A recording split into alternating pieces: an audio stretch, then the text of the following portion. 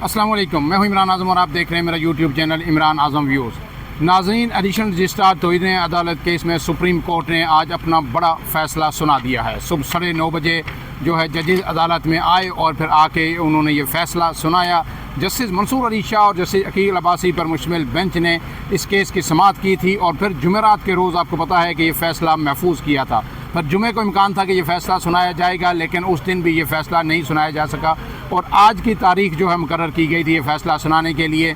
सुबह 9:30 बजे जजेस अदालत में आए और जस्टिस मंसूर अली शाह ने फिर 20 सफ़ात पर मुश्तमिल ये फ़ैसला सुनाना शुरू किया। इसमें कई आम सवालात थे जिनके जवाब इस फ़ैसले में दिए जाने थे कि क्या जो एडिशनल रजिस्ट्रार हैं उनके ख़िलाफ़ तौहीन अदालत की कार्रवाई जारी रहेगी, उन्हें तौहीन अदालत का मुर्तकिब करार दिया जाएगा या नहीं, और फिर क्या जो है जजेस जो बेंचेस इख्तियारात से मुतल्लक क्या फुल कोर्ट बनेगा, उसको कन्वीन किया जाएगा, चीफ जस्टिस से दरख्वास्त की जाएगी या नहीं, और फिर जो ये केस है बुनियादी जो मरकज़ी केस था वो किधर जाएगा। और फिर आम तरीन सवाल इसमें ज़ेर बहस ये था कि तौहीन अदालत किस पे आयद की जाएगी, किस को मरकज़ी मुल्ज़िम इसमें गर्दाना जाएगा कि जो केस वापस लिया गया था बेंच से, इसका असल ज़िम्मेदार कौन है, तौहीन अदालत कहाँ पे हुई, क्योंकि 2 कमेटियाँ इसमें इन्वॉल्व थी और चीफ जस्टिस जो जस्टिस मंसूर अली शाह हैं उन्होंने ये रिमार्क्स दिए थे कि 2 बड़े ऑफिस इसमें इन्वॉल्व हैं। लेकिन जब आज ये फ़ैसला सुनाया गया तो सबसे पहले जो एडिशनल रजिस्ट्रार हैं उन्हें तौहीन अदालत से बरी कर दिया गया है, उनके ख़िलाफ़ ये शोकाज़ नोटिस जो था वो वापस ले लिया गया है और उसमें ये कहा है कि इसमें ये कहीं भी ये साबित नहीं हुआ कि एडिशनल रजिस्ट्रार नज़र अब्बास जो हैं उन्होंने जानबूझकर कोई तौहीन अदालत की या मेलिफाइड इंटेंशंस उनकी थी, तो इसमें उन्हें क्लीन चिट दे दी गई। इसके बाद जो इसका दूसरा नुक्ता था कि क्या इस पे फुल कोर्ट की तरफ जाया जाएगा या कोई और ऑब्जर्वेशन आएगी, तो उसमें जो अदालत ने कहा है कि इस पे जो ये case chief justice of Pakistan के सामने फ़ाइल रखती है कि इस पे इन मामलात को देखने के लिए कि बेंचेस इख्तियारात क्या होंगे, फुल कोर्ट बुलाया जाए। तो अब ये गेंद जो है जस्टिस मंसूर अली शाह ने chief justice of supreme court के पास फेंक दी है कि जनाब अब इस पे फुल कोर्ट कन्वीन किया जाए। अब देखना ये है कि क्या इस मामले के लिए chief justice of Pakistan full court, क्योंकि मंसूर अली शाह ने ये कहा था कि ये हम कमेटी के पास नहीं भेजेंगे, क्योंकि जो कमेटियां हैं जो प्रैक्टिस एंड प्रोसीजर कमेटी है या आइनी कमेटी है उनके पास बेंचेस बनाने का इख्तियार है, फुल कोर्ट एक अलग चीज़ है, वो हर वक्त मौजूद होता है, सिर्फ चीफ जस्टिस ऑफ पाकिस्तान ने उसको कन्वीन करना होता है। लिहाजा आज के इस फैसले में भी उन्होंने कहा कि हम ये मामला कमेटियों को नहीं भेज रहे, हम चीफ जस्टिस ऑफ पाकिस्तान को भेज रहे हैं और उन्हें कह रहे हैं कि इस पे फुल कोर्ट बनाया जाए। इसके बाद जो उन्होंने तीसरी अहम बात की, उन्होंने ये कहा कि इसमें दोनों कमेटियाँ बज़ाहिर ऐसा लगता है कि तौहीन अदालत की मुर्तकिब हुई हैं। जो एक कमेटी ने हमसे ये केस लिया और फिर दूसरी कमेटी ने उसे अपने पास ही लगा दिया, लेकिन जो है हम जो है तहम्मुल का मुज़ाहरा करते हुए या जुडिशल प्रोप्राइटरी को जो है वो देखते हुए, हम जो अदालती तकाज़ों को मद्देनज़र रखते हुए हम तौहीन अदालत का किसी को नोटिस जारी नहीं कर रहे या किसी को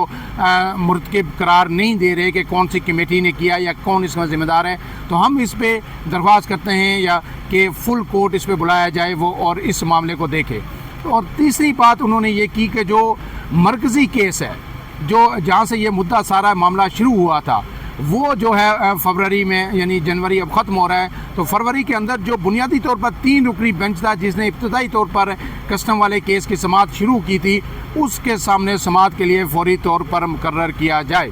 इसके बाद उन्होंने ये मामला निपटा दिया। फिर उसके बाद सुप्रीम कोर्ट ऑफ पाकिस्तान में आज ही आपको पता है कि इंट्रा कोर्ट अपील की समाअत जो है वो होनी थी, 6 रुकनी बेंच मुकर्रर किया गया था और एडिशनल रजिस्ट्रार नज़र अब्बास ने जो है इंट्रा कोर्ट अपील की थी इस शो काज नोटिस जो तौहीन अदालत का था। लेकिन वो तो जब ये फैसला आ गया, एडिशनल रजिस्ट्रार को बरी कर दिया गया, तो वो बेंच गैर मुस्तर हो गया है, उसकी कार्रवाई फिर आगे नहीं चलेगी और अगर कोई उसकी हेयरिंग होती भी है तो शायद कुछ ऑब्जर्वेशन के साथ उसको मामले को निपटा दिया जाए, क्योंकि जो जिस एडिशनल रजिस्ट्रार ने ही की सतह पे जो है इंट्रा कोर्ट अपील पे ये बेंच बनाया गया था, तो ज़ाहिर है वो अगर बरी हो गए तो मामला ख़त्म हो गया। उसके बाद एक अहम तरीन जो आज केस जिसका तमाम लोगों का इंतज़ार था, तवील अरसे से वो पेंडिंग था, वो था 26वीं आइनी तरमीम कि क्या 26वीं आइनी तरमीम रहेगी या ये ख़त्म होगी। उसके खिलाफ मुतअद्दिद दरख्वास्तें यहाँ पे सुप्रीम कोर्ट ऑफ पाकिस्तान में दायर की गई थी। आज आइनी बेंच में उस केस की समाअत हुई, आज उसका पहला दिन था और उसमें जो बुनियादी नुक्ता जो सामने आया, जो तमाम वकला ने दलाइल दिए, उस पर जजेस के रिमार्क्स मैं आपके सामने रख देता हूँ कि जो जितने दरख्वास्त गुजार थे उनके वकला ने बारी बारी एक ही चीज़ सबसे ज़्यादा जो सामने आई कि इस पे भी फुल कोर्ट तश्कील दिया जाए, 26वीं आइनी तरमीम के मामले पे फुल कोर्ट तश्कील दिया जाए। उसमें जो जस्टिस मोहम्मद अली मज़हर हैं उन्होंने भी रिमार्क्स दिए, जैसे आयशा मलिक ने भी दिए, जैसे जमाल मंदोखेल ने भी दिए, वो मैं आपके सामने रख देता हूँ। और उसमें ये कहा गया है कि 26वीं आइनी तरमीम में जो एक प्ली ली गई कि जी उस वक्त हाउस मुकम्मल नहीं था, एक वकील की जानिब से ये भी कहा गया और 26वीं आइनी तरमीम मंजूर कर दी गई। और उन्होंने जैसे जमाल मंदोखेल ने और उन्होंने पूछा कि हाउस मुकम्मल क्या, आप जो हाउस में वोटिंग हुई वो पूरे हाउस पे हुई या जो उसमें वहाँ पे मौजूद थे। तो उसी जैसे वकील ने कहा कि जनाब वोटिंग तो जो मौजूद थे हाउस में उसी पे हुई, ये इन्होंने करवा ली वोटिंग, वो अपने बंदे तो उन्हें पूरे कर लिए थे, लेकिन क्योंकि वो हाउस इसलिए मुकम्मल नहीं था कि उसमें खैबर पख्तूनख्वा की जो सेनेट की नशिस्तें हैं वो अभी तक उनका फ़ैसला नहीं हो सका। गोया जो इससे पहले मखसूस नशिस्तों वाला फ़ैसला था उसकी गूंज भी आज इस 26वीं आइनी तरमीम के अंदर सुनाई दी गई। अब इसमें जो आयशा मलिक का रिमार्क्स वो आपके सामने रख देता हूँ कि क्या ऐवान में तमाम सूबों की नुमाइंदगी मुकम्मल थी। जस्टिस आयशा मलिक ने इस्तफसार किया तो फैसल सिद्दीकी जो वकील है उन्होंने कहा है कि खैबर पख्तूनख्वा के सेनेट में नुमाइंदगी मुकम्मल नहीं थी और खैबर पख्तूनख्वा की हद तक सेनेट के इंतखाबात अभी तक नहीं हुए। और फिर इस पर जो दरख्वास्तगार के वकील हैं अजीज़ भंडारी, उन्होंने कहा कि जब 26वीं आइनी तरमीम हुई उस वक्त हाउस मुकम्मल ही नहीं था। क्या 26वीं आइनी तरमीम 2/3 अक्सरियत से मंजूर हुई, जैसे जमाल मंदोखेल ने ये पूछा। तो फिर उन्होंने साथ ये भी कहा कि जब पार्लियामेंट ने 2/3 से अक्सरियत से मंजूर की थी तो फिर हाउस नामुकम्मल कैसे था। ये उन्होंने कहा कि ये हमें बताया जाए कि क्या हाउस नामुकम्मल होने की या कोरम पूरा न होने की किसी ने निशानदेही की। अजीज़ भंडारी ने यह कहा कि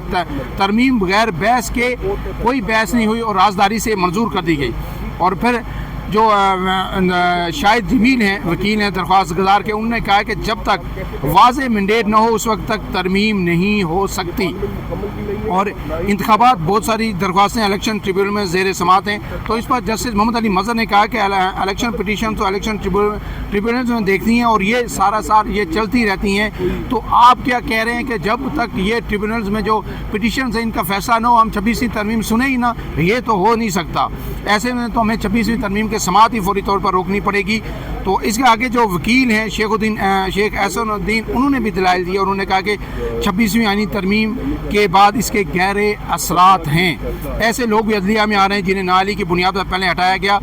और फिर इस पर आइनी बेंच के जो सरबराह हैं जैसे अमीनुद्दीन, उन्होंने कहा कि आपकी ये दलील हम नोट कर रहे हैं। और उसके बाद फिर बड़ा दिलचस्प मुकालमा हुआ, जैसे आयशा मलिक का जो दरख्वास्त गुजार हैं बैरिस्टर सलाहुद्दीन, उनसे मुकालमा हुआ और उन्होंने ये कहा कि आप ये दलील भी दे सकते हैं कि मखसूस नशिस्तों के फैसले पर अमल दरामद ही नहीं हुआ। और फिर उन्होंने कहा कि अदालती फैसले पर अमल दरामद ना होने से हाउस मुकम्मल नहीं था। ये अहम तरीन जो नुक्ता उन्होंने आज इसमें उठाया है। और इसके बाद फिर जो अदालत ने हतमी तौर पर यह किया है कि तमाम फ्रीकैन को, अटारनी जनरल को और तमाम लोगों को नोटिस जारी कर दिए गए हैं। और फिर उसके बाद ये कि आया जो फुल कोर्ट इस पर तश्कील दिया जा सकता है, यानी इसमें जो है जो जजेस थे उन्होंने एक बात की कि अगर हम फुल कोर्ट की तरफ जाते हैं तो आप लोग फिर एतराज़ात यहाँ पे उठाएंगे और आप लोग ये कहेंगे कि जनाब फुल कोर्ट में जो आइनी बेंच के जजेस हैं उनको निकाल दें, दूसरों को रखें। और उन्होंने जैसे जमाल मंदोखेल और जस्टिस मोहम्मद अली मज़हर ने यही कहा कि जनाब आप वकला को कि आप इसी को फुल कोर्ट समझें, क्योंकि जो आइनी बेंच के तमाम जजेस हैं, जो जुडिशल कमीशन ने जो बनाया था बेंच, उसके तमाम जजेस इस बेंच के अंदर शामिल हैं, लिहाजा आप इसी को जो है फुल कोर्ट समझें। और फिर उन्होंने ये कहा कि जो आइनी कमेटी है, जो जुडिशल कमीशन का काम है कि वो जो है जजेस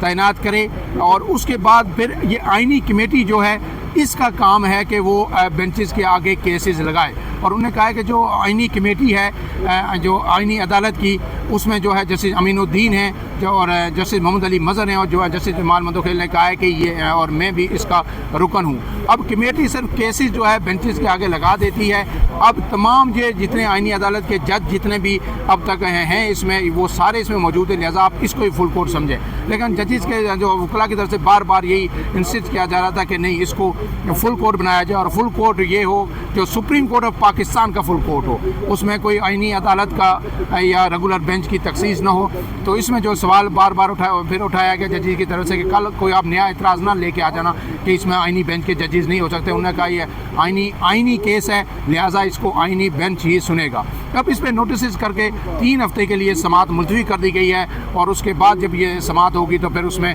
देखा जाएगा कि आया ये फुल कोर्ट बनेगा या यही जो आइनी बेंच है यही इस केस को सुनेगा। लिहाजा इसके बाद जो आगे से जो समाअतें होनी है वो इंतहाई दिलचस्प होंगी और 26वीं आइनी तरमीम का यानी अब फैसला हो जाएगा कि वो सस्टेन करेगी या नहीं करेगी। आपको पता है कि सियासी जो क़यादत है उनकी तरफ से भी बयानात आए हैं। बिलावल भुट्टो ने भी ये बयान दिया था कि अगर पार्लिमान के अलावा कोई और अदारा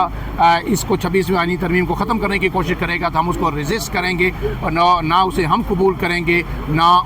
कोई और कबूल करेगा। फ़िलहाल के लिए इतना ही। अपने मेज़बान इमरान आज़म को इजाज़त दीजिए। अल्लाह हाफ़िज़।